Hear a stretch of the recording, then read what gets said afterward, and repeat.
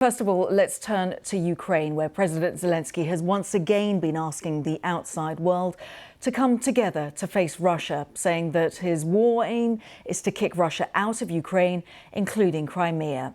Well, he's recently had words of support from Spain, where he received a pledge of military aid. But what is happening in Ukraine itself? Well, Russian forces have made some progress, and we know that they've been making advances towards the eastern Ukrainian city of Kharkiv in recent weeks. And in the early hours of just this morning, a series of explosions hit the Russian-held Ukrainian city of Luhansk, reportedly targeting a military aviation school and also a repair plant. Well, let's cross over to our international editor, Jeremy Bowen, who joins us live from Kharkiv. And Jeremy, you were at the DIY centre in Kharkiv that was targeted over the weekend. Seemingly, Ukraine's second city is defenceless against Russian air attacks. That's certainly how it feels here, yeah. That particular shopping complex, I think the death toll is now up to 18. They're still looking for missing people.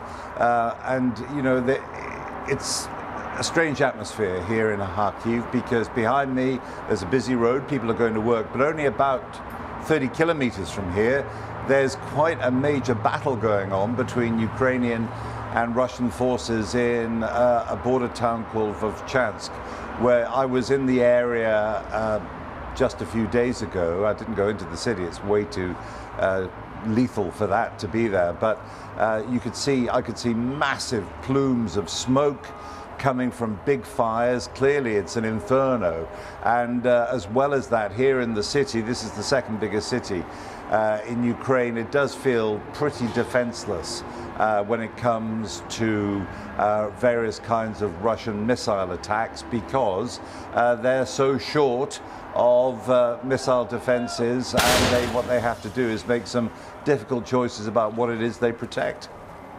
And Jeremy, we've been seeing President Zelensky. He was in Madrid over the weekend. Just talk us through what he wants, because I know, of course, he's always calling for more arms, but he also wants to target locations within Russia. What's the reality of the international community even agreeing to that?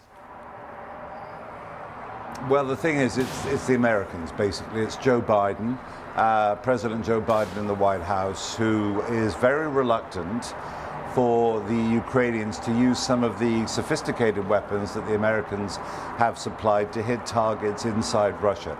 That is because of the fear that he has that goes way back to the start of the full-scale invasion, more than 2 years ago in February 2022, when essentially, as Biden said at the time, we do not want to get too engaged in this directly because that would be World War III. So he is worried about escalation. He's worried about the fact that President Putin does from time to time rattle the nuclear saber. And while a lot of analysts say, look, that's just bluff, I think President Biden is cautious, and he says, well, let's not take that risk.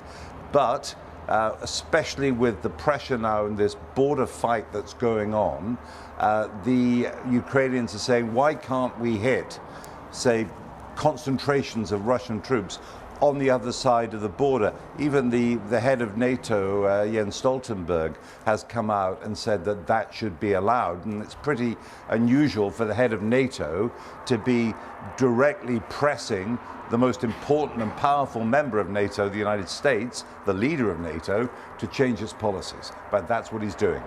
Yes, a fascinating, really interesting turn there from Jens Stoltenberg.